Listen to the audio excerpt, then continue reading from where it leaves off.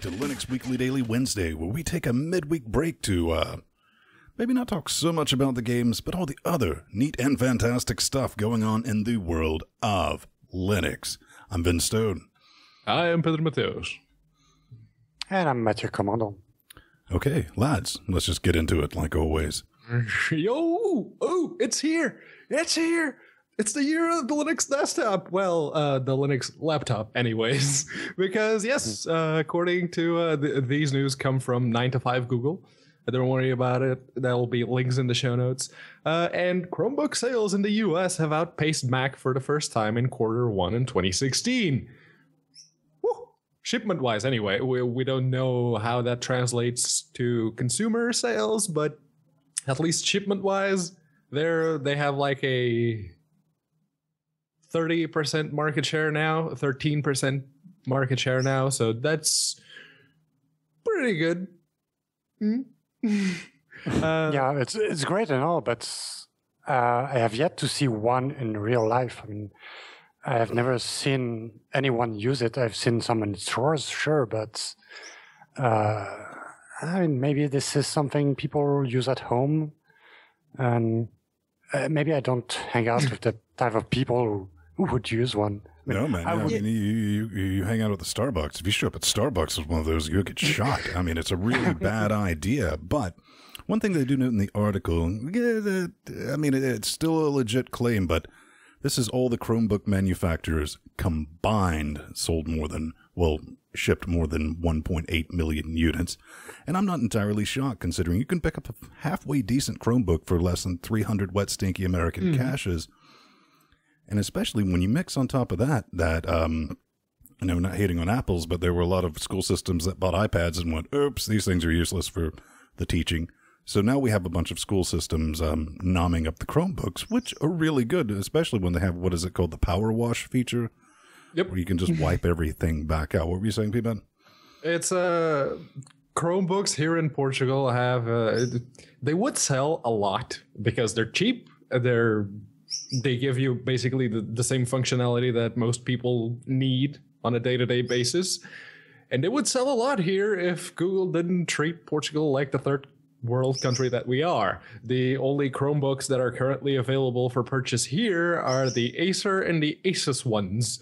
And that crappy Samsung ARM netbook piece of junk. Well, let's think about it this way. If we're going to get a Chromebook, at least we can get some apps. Oh, yes. And you can get a lot of apps, like the entire Play Store's worth of apps. Yep. Chromebooks will now be able to, or in the future, very close in the future, will be able to get all of them Android apps running. Well, no. We got to look at this Chromebook Flip, the Chromebook R11, and the latest Pixel, not the original $1,000 Chromebook. You can't get apps on that yet, which I know a lot of people were a little bit stabby about. Yeah, so the first round is only for the developer channel with certain specific models and makes of Chromebooks, but in the usual Google tradition, they already do the same thing on Android with some new features. They usually push those out to like the Samsungs and the Nexus lines. That's it. But then eventually it'll trickle down to everything else. And this, when it materializes, will be awesome. I'm glad that they've kind of, put Arc to rest, because Arc was great as a proof of concept, but it didn't work 89% of the time. So... Yeah, I mean, we saw that Remix OS was doing some similar stuff to propose a good desktop distribution for Android. So maybe that's the answer of Google to Remix OS, which is pretty cool. I mean, I'd like to see that's like applied to everywhere. I mean, being able to run Android apps like on every desktop would be cool. Yeah, I definitely think it'd be cool. Remix OS, was using Android to bring, logical windowing management to tablets. And I guess eventually, with the Chromebooks and all that, because, all Chrome OS is a modified version of the Linux, much closer to Linux than Android. I think it would be kind of interesting because, if we could get this working on, if it's going to be working on x86 Chromebooks, I mean, we might be able to get it up and running on x86 Chrome browsers. Then we might actually be able to get a version of the Skeeps that was made in the last 10 years. But since we're talking about the browsers. Yeah, but Google is removing a feature which is pressing backspace to go back in the browser's history. I just don't like the way this is written. Accidentally delete everything they've been doing. When was the last time you accidentally hit backspace, Strider? I've done that a couple of times, actually. Not actually by pressing back, but yeah, like losing some forms I was typing and stuff. Lately, this hasn't happened because if I accidentally press back while I'm typing stuff, if I press forward, the form will go back and... If it's still cached, it should, yes? Yes, I won't. Maybe on some websites I will lose the content, but it's usually not the case. It was the case with text areas on some websites, and now it doesn't happen a lot. And I wasn't aware that this was still around in Chrome because they removed that in Firefox years ago. So I said, okay, it's still a thing in Chrome, so... I don't know. I mean, when I read this, I was like, really? And boop. I was like, yeah, it still works. That's adorable. Yeah, no, this is there is a big brouhaha going on because of this, because apparently there are quite a few people who use backspace to go back on their browsers. This is a total non-issue for me. Much like Ven, I use the mouse buttons on the side here. Left mouse button, clicky master race. Yep. Yeah, or you can also use Alt left to go back. That's what I use. Yeah, I mean that's definitely a thing in Firefox. I mean, long as they don't get rid of like Alt L, then cause if they do that, we're gonna have select the URL. Yeah, I do. That's my jam. But we do have a little bit of gaming news that we want to bring in because this kind of came out Vulkan yesterday. button? Vulkan button for Dota 2. It's an update. It's a thing. It is here, and it launches not only on Windows, but also on the Linux. Same day. What is it? Well, believe me when I say this, because it's kind of weird how they brought it out. It's DLC. Yes, Vulkan support is DLC. Free DLC. It's a 131 megabyte update. Pedro's going to point out you don't need to be in the Steam beta, but if you're not in the Steam beta, expect a phone call from Gabe, and he's like, "Why are you not in the Steam beta?" I'm like, then you'll actually get into that. You just enable this. You set your runtime priority. Your launch options -Vulkan. As we were talking about on Linux Gamecast Weekly, a show we do on Saturdays, I was saying you're probably going to see a big performance increase, and yeah, there's really no noticeable increase in your FERPs on that. I was getting about 116 with OpenGL at 1080p with a 980 and about 118 with the Vulkan. However, one thing I did notice was GPU utilization, 45% OpenGL, but 70 with Vulkan. So I think that will actually lend more credit to what a lot of people say, even when it's not necessarily faster, Pedro, it's smoother.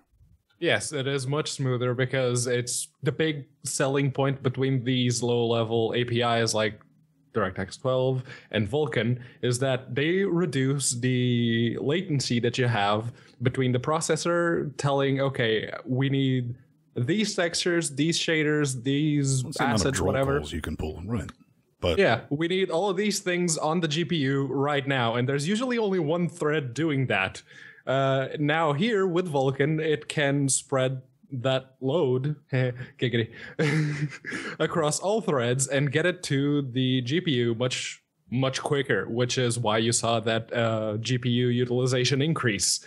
Well, Matt, you played around with it. I think yeah, I tried it a little bit. Actually, I'm not even sure that I'm doing it the right way because I see absolutely no difference in performance. Yeah, I think you're doing it the right way. Otherwise, we're all wrong.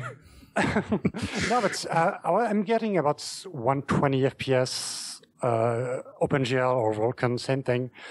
But M Neuro in Shotrealm said he was getting a significant decrease with Vulkan, like 20 FPS decrease. And if you read the Forenix benchmarks for what they're worth, you see a similar decrease in performance. Like actually, that performance decrease is very easily explained by the fact that they're not in the beta. You don't technically need to be in the beta to use the Vulkan renderer in Dota 2, but if you're not, you are going to have a very significant performance impact. So basically all you need to do... Steam overlay, that's the whole point about the beta. I mean, you definitely want to be in that. So that explains that frightening mystery, but you still think Vulkan has some benefits, though, right? Yeah, but it won't happen right away. I mean, it's a very new technology. The API needs to mature. The drivers also are very new. They need to improve. And the developers, that's the main thing. They need to learn to use this new API. And they have been using OpenGL for 10, 15 years, and Vulkan has only been there for a couple of months. So it will get better. It will show some improvements. But right now, I mean, it's been here for a couple weeks, so we shouldn't expect too much right now. Yep. All right. So Strider, you took the next story. Apparently, the summer glow effect is kicking in without me even using a distribution. Yeah. So there's this distribution called Pinguy OS, and apparently it's a one-man project, and he's thinking about killing the project. I mean, it costs them more than it's worth it to actually maintain the distribution, like paying all the servers and everything. Where have I heard that before? Thinking about killing it, and I understand, and I'm not totally in favor of such distribution, but because what is Pinguy OS? It's basically a desktop theme. It has some GNOME docs, Conky theme, some stuff like this. I don't know if it's GNOME or XFCE actually. I think it's maybe XFCE. It's GNOME. Yeah, GNOME. It's not worth it. I mean, I don't want to install a whole operating system just to try out a new, neat desktop. I mean, it looks cool, but I don't want to go to the hassle of installing whole thing, reinstalling all my software, reconfiguring everything just to be able to have some nice icons and a cool wallpaper and a Conky theme. I mean, no one's want to do that. I mean, just provide a PPA, a shell script, which will set up everything. There's one project that does that right, which is the Mac OS theme for Ubuntu. Just run a shell script, you'll get the desktop. You don't need to run a distro for that. And and if you're the only one to take care of it, it will cost a lot, some money, some time. And no, you won't be able to maintain it. Yeah, I mean, here's the big thing with this Pinguy OS, or however you want to enunciate it.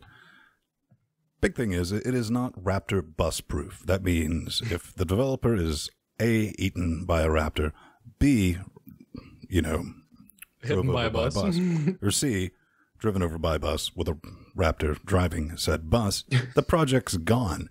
So that makes a lot of people a little shaky right there. And Pedro, maybe you looked at this better than I did, but I couldn't really see the value add for this particular spin. It's like it's really easy to use, and my first thought is, well, if it's a really simplified version of Linux, the type of person who wants that is probably not searching around on the interwebs and downloading and installing their own Linuxes. And I'm not hating on the project. I'm just trying to be honest here. Yeah, it's a project, and it's actually been around for a long, long time. I remember back in the Fuduntu days, Pinguy was already around, and it was relatively popular because it provided an alternate desktop environment to those early days of Unity on Ubuntu. That was like its biggest selling point, and nowadays there's not even that. People have become more aware of stuff like XFCE, and now there's the whole Ubuntu Mate distro, which we had Martin Wimpress for an interview on last week. Might want to go back and check that. Yeah, and Ubuntu Mate actually allows you to have like a whole bunch of different desktop environments, as it were, all running within Mate, and it looks like Unity. Oh, it looks like GNOME. Oh, it looks like Windows. Oh, it looks like Mac. And that's a really good way to do it, is like integrate that into the base distro. So yeah, I kind of agree with Strider. Just make it a PPA or something. All right, Strider, tell us about Speed. Speed. Well, Netflix has just launched a new website called fast.com, which is a pretty good domain name, to test your bandwidth. And it's, from what I tried, it's pretty accurate. Gets 110 megabits per second, which is a little bit more than what I pay for. But yeah, it's a nice alternative to speedtest.net, and mostly because it doesn't need Flash. Yeah, it doesn't use Flash, and you don't have to do anything. You open the web page, you let it run for a couple seconds, and it will tell you your actual speed. So that's cool. Yeah, it's one of the things I noticed is that if I keep rerunning the tests, my speed keeps increasing until it caps out at around 187 megabits per second, which is a lot closer to the 200 I'm currently paying for than the 95 or 93 that I got the first time I ran it. I mean, unless it's like Wednesday around 3 o'clock Eastern. Yeah, unless it's a Wednesday evening, it's 8:30 here. There's a lot of people coming home at around this hour, so the internet's taking a bit of a dive. But yeah, the sample download is a bit too small for the speed to ramp up properly, so I just kept rerunning it until it capped out, again, at around 187. Now, why this is awesome, why I think this is a good idea, is a lot of people still use Quickster, Netflix, or whatever they call it these days. This shows you what you get from Netflix, not from speed tests, not from some cached business at your ISP. And it'll show you what your ISP is willing to let you have, depending on how much money exchanges hands, because they really want that carriage fee, because they're Netflix. Yeah, and there's a neat trick with this. If you want to run it from the command line, it's possible.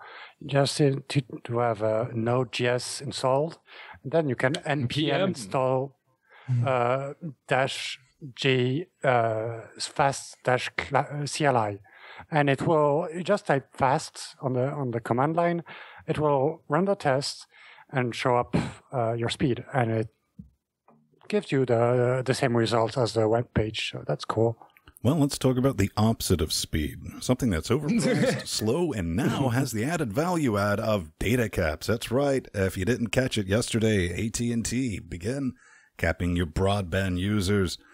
So if you're on the standard DSL, which is up to 6 megabits, you're looking at 300 gigs UVerse. Between slow and meh, you get 600 gigs. If you're on the 100 megabits, you get a gigabit for that. Now, you don't get anything extra. Your bill's not reduced. It's not increased. But if you want to get back your unlimited data, like you had the day before yesterday, you can do it for just $30, man. I mean, it's like a little extortion racket. And they're like, well, if you sign up for the TV service that you didn't want in the first place, we won't give you the caps. And it's like, oh, that doesn't make sense, Brad. Like, but it's a good value deal, right? And I was like, no, AT&T, you're horrible. They have to keep justifying their own existence as a cable provider, and somehow.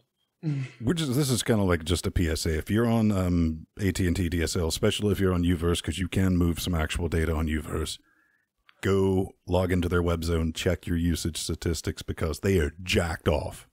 I mean, completely. It shows like a 15-day, because it didn't start yesterday. It started since the last billing cycle. They've been metering you the entire time. I'm already at 300 and something gigabytes for this bill period. And I was like, that's not right. But if you are in the UVerse area, look up something called TrueStream. Just one word, TrueStream. They're an authorized reseller of the UVerse service. No caps, better speed, free installation, and all that. I've already put in an inquiry here to see if it is available. But one thing that's always available, that's us, because you help us do the show. And 151, 84 Patreons currently supporting the madness, keeping us loud, live, and independent, doing all this fun stuff. We're coming up on one goal. Well, we're $49 away because Jordan really hates playing Serious Sam 3. So Pedro and I was like, you know what would give us joy? Making him play Serious Sam 3. That's definitely a thing. We have a new thing, Portal 2, that just went up last night just for the Patreons. You get it a week before everyone else. It's pretty nice. We got Linux Gamecast Weekly. That's also posted there. $2.50 or more. You're going to get access to our show notes before they come out. You can watch the sausage as it gets made. And seriously, thanks everyone for doing this. And if you're thinking just 5 cents a show, what's that? 20 cents a week? 20 cents a month-ish. Yeah. Maybe $1, maybe $1 million a show. Just buy us a cup of tea at Starbucks. Are you Bill Gates? Wait, a cup of tea at Starbucks. Yeah, $20 a show. Right. All right, let's talk about something a little more technical. Let's talk about some hard drives. Yeah, the guys at Backblaze have released the stats for the hard drives that they have running in their servers. And they have used mostly HGST and Seagate hard drives, but they do have some Toshibas and some Western Digitals. And they have different numbers of drives, as you'll be able to see once the show notes are out. You can have a look at that. And I had to do some maths because I'm sure presenting the data like this. If you're listening at home on the audio, Toshiba, not 0.3 hours in service. Yeah, because they have very, very few Toshiba drives because they couldn't get a good deal because they usually buy hard drives in like batches of 5,000 or 10,000. So Toshiba wasn't giving them a very good price with that. So it's a very, very low score. But yeah, presenting the data like this, I'm sure it makes sense to them and only them, because I had to do some maths in order to get just what the hell they were talking about and to get the annual failure rate percentages that they did. And even after I did all of that and kind of came to grips, okay, so that's what that means. It's still an unfair way to present the data in percentages because of the wildly varying numbers of drives and their uptimes. Basically, to sum all this up, if you're running a server that gets a lot of use out of hard drives and needs a lot of space, stay away from the 2 and 4 terabyte HGSTs, especially the 4 terabyte ALE 640 and the 4 terabyte Seagate drives, the DM000s. Those and the 3 terabytes as well, yeah. Yeah, those have the biggest failure rates when compared to everything else. Just don't. I thought it was lovely. I mean, I'm here on the East Coast, and I heard all the way from the West Coast, like coming through the cloud somewhere like Monday or Tuesday. It was like expletive deleted as Strider was reading. Yeah, because I've just bought a new hard drive like a couple of weeks ago, and it is the worst hard drive ever. I mean, it has the biggest failure rate of everything. It's the 3 terabytes Seagates, and it has something like 15% failure rate or something. And at this point, I'm just waiting for it to die. Well, I mean, that's one of the good things about the spinny disk, the HDDs. I mean, I've just gotten lucky because I've been feeding Frank and Nas those 4 terabyte Western Digital Blacks. Been doing good. I've never had one of those hard note, knock on wood. But the one that did go south, I mean, it was really good at dropping like some mad hints about its demise before the fact. I mean, I know it was like, I'm going down, bro. And I was like, yeah, I know. Don't worry about it. I got you, man. And plug that in and out. But yeah, that's going to be in the notes. Look, cross your fingers, open your eyes, and go, man, or yay, however you want to play that. Sarah Connor. Okay, so there's been Google I/O last week, and there's been a lot of talk about machine learning, and they are shipping a new Hangouts thing called Hello. And yeah, everything is based on machine learning now from in Google. So what they're doing is that they're making a new chip, which is called a TPU, which is a tensor processing unit, only focused on machine learning, and it's supposed to be really amazing. They're saying it's 7 years in advance in Moore's law, but I mean, I would like if people stop referring to Moore's law because it stopped being a thing like several years ago. But yeah, it seems like really, really powerful, and Google has been producing lots of projects like TensorFlow and things like this. And I expect this to be like really cheaper than a bunch of Titan X. Yeah, I mean, it's That's when you get thing. Teslas. I mean, that's what you got to think about. I mean, the AlphaGo, the thing that was like, this is the impossible game to beat carbon-based entity kind at. And, you know, the Googs handily noped, I forget the man's name, but it was powered by using the TPUs, one of these yeah. TPUs. And, you know, one of the things they were talking about in this article is they're able to get these critters up and running with applications within 22 days after the first tested bit of silicon comes out. So, yeah, they get a massive turnaround time on that. I don't think we'll be using them to play Doom anytime soon. No, you know for a fact that someone at Google has already gotten Doom to work with this thing. You know. Okay, well, we're eventually going to get VR on the Linux, so I think this is something we need to talk about. Libre VR, the Revive project, basically came into existence because Facebook bought Oculus. Let's just start there with our story, because it makes sense that there's like, walled garden on all of our stuff. You can't play it with your Vive. You got to play it with our Oculus. And everyone, you know, the Vive came out and they're like, no, we all bought Vives because it's better, arguably. Could be. But all this did originally was just kind of, you know, bypass it just a little bit. I mean, it still maintained the security checks. You couldn't play pirated games on your Vive, but you could use the Oculus Store, the locked-in stuff, and play it on your Vive for an arguably better experience. Then this week, well, I think it was the end of last week, actually, Facebook, we're going to break compatibility with all that, and this has resulted in, it's like, listen, man, I really didn't want to do this, but here's what I had to do. I mean, this release bypasses the Oculus platform, DRM, and Unreal Engine games. So the entitlement check, I mean, it doesn't fail. They don't support piracy, but this basically, Facebook, I mean, you wanted piracy because this is how you get piracy, son. Yeah, it's Oculus leading the charge in all things VR. Yeah, including introducing bullshit DRM for the sake of having exclusives. You dropped a bomb. I dropped the BS bomb. Whatever. And now, thanks to said, and I'll do it again, bullshit, because that's what it is, DRM, they're also unwittingly leading the charge to VR piracy. Good job, numbskulls. Good job. Got any thoughts on this, Strider? I mean, it's VR still pretty new. All right, up next. And still not United RPMs. Tell me about it. All right, up next we have United RPMs. You what? Where did this come from?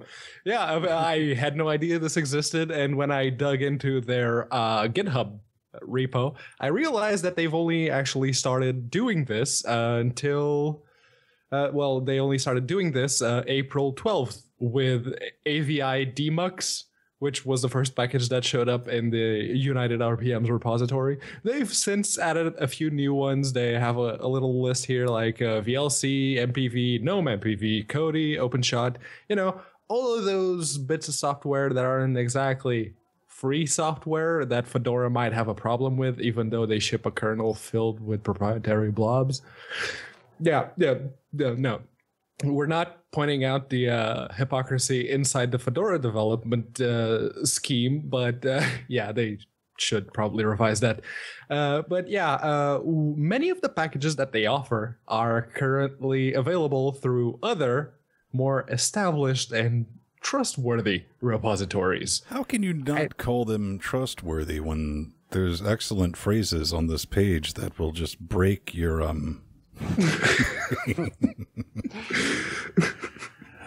Huh?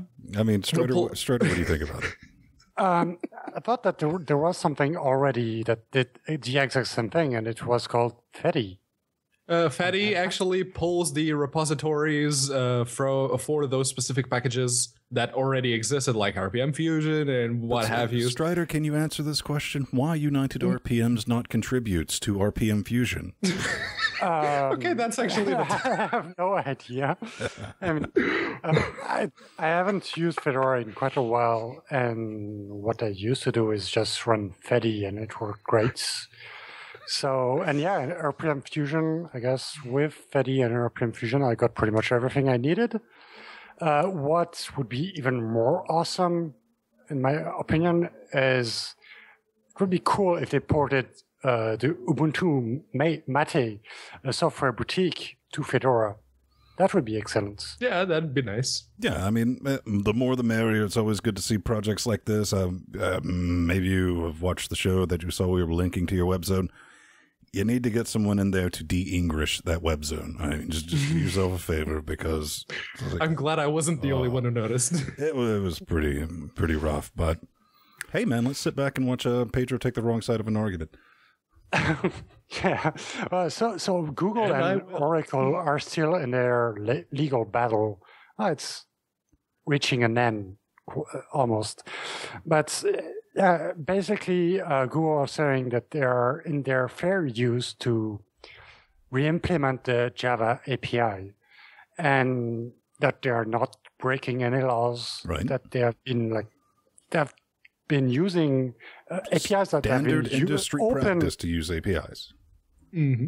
Yeah, and those APIs that have been open for years, and now Oracle is backing off and changing anything, and now they want to get money out of Google for using these APIs. I think Oracle is playing dirty at this point, just to get quick money. Yeah, I mean, there was something interesting that Google's lawyer were saying. He said, Android is a fair use of free and open declaration that have been open for years. You can't come around 3, 4, or 5 years later and say, we want to go back to the start and change everything. That's not fair, and that's not right. So I hope that the next step is that the jury will decide that Google is really in their own right to use these APIs, and because this would, if the jury decides that APIs are copyrightable, this would bring a very bad precedent. Yeah, for... I mean, it would just bring the whole nightmare fuel thing. And I mean, to complicate things, I mean, when they're going back to this, because Sun, with the Javas, this is before Oracle purchased them, and Sun was like, yeah, man, guys, rock on. Do your thing. I mean, they were very supportive of the Android project. Never said anything about it. Then Oracle purchased them. Didn't say anything about it until Oracle tried to make their own smartphone, mobile, and just tanked. And they're like, how we get money out of thing. So they originally tried to copyright, and there's like, well, APIs are copyrightable. That went through court, and the original judge was like, no, they're not. Yeah. But then they went to an appeals and higher court, and that judge threw it back to this court. So now they're going through like the whole fair use type business. Yeah. But Pedro doesn't understand the difference between fair use and why YouTube is hiding behind Safe Harbor. Safe Harbor is a legal loophole, as it were. That keeps YouTube from getting sued out of existence, yes. Yeah, and they seem pretty keen on using the fair use argument when it comes to not paying Oracle money, and when it comes to people actually having their entire channels on YouTube noped out of the blue when they're actually doing some transformative work, also built from the ground up, based off of someone else's work, like Google is doing, and they still get their channels noped. Okay, so the whole thing about I just can't believe you're comparing an API to, I mean, don't stop. I already got popcorn in the microwave. You're comparing an API to multimedia fair use. This is just Well, Yeah, yeah, I mean- it's put out for public consumption. That's kind of the whole thing. It's an API allows you to do something that someone else already did and use it in your own project. Or you say you release a movie or some bit of music and you want to criticize it because that's what you do. How is that any different? It's being put out for public consumption. It deserves criticism. It deserves all of that. And that is why fair use was created. It wasn't created to defend something that was already free to use, like an API. Yeah. But, I mean, I don't agree with what YouTube is doing. I mean, I think it's wrong. But music and film has nothing in common with a software implementation of an API. At this point, you're comparing. What are you talking about, and- Strider? What are you, a developer or something? Yes, actually. No, but at this point you're comparing like apples and capybaras. They're nothing. They have nothing in common. If you want to compare, sure. Let's be pedantic. Google No, is if you want to literally compare- arguing fair use. You know, Google is- I like how we let you talk. Yeah, I did. You're just trying to walk all Google over. is literally arguing fair use, which applies He didn't get again it, to did just he? about everything that's put out to public consumption. They lose at this point. They lose their fair use argument. Like, you know, everyone that's been on YouTube and had their channels Nope has lost. And APIs are officially copyrightable. It's open season on the API. Their fair use argument has zero moral precedence for the whole because of the We're whole not YouTube going to thing. settle this today, so everyone at home, in the sound of our voice, send us a note, linuxgamecast.com, hit that contact button, select Linux Weekly Daily Wednesday, and tell Pedro if he's right, tell Pedro if he's wrong. Same goes for Strider or whatever. But somebody did contact me, and they're like, hey, Vin, you need to put ID3 tags on those MP3s. And I was like, what are you, a Patreon? He's like, I'm a patron. It's like, yes, sir, right away. So that totally happened. I did, and I'm not saying this is the best one, a good one, or a bad one. I'm just saying this works, and I just wanted to give a little plug. It's easy tag. You can just open it right up, boom, get done with it. You don't have to re-encode anything. It's just easy peasy. Lemons and squeezy. Strider, you said you played with it like 10 years ago, and it yeah, well, I used to use that 10 years ago, and it wasn't the best thing ever. I mean, it worked most of the time, but I didn't have a really good experience. Now there's only one true tagger, and it's called Music Brains Picard. This is what you want for your music. For the podcast, sure, you can use pretty much anything. You can tag your files in Audacity. You can do it in Rhythmbox, Audacious, whatever. I mean, everything. You can open the file, just complete the tags. Everything will let you do that. So maybe there's no need for a specific program just to tag a couple files. I don't know. Why didn't you use Audacity? because I don't generate the MP3s with Audacity. Okay, fair enough. Problem Yeah, solved. the only time that the last time I remember fiddling with tags was with Audacious.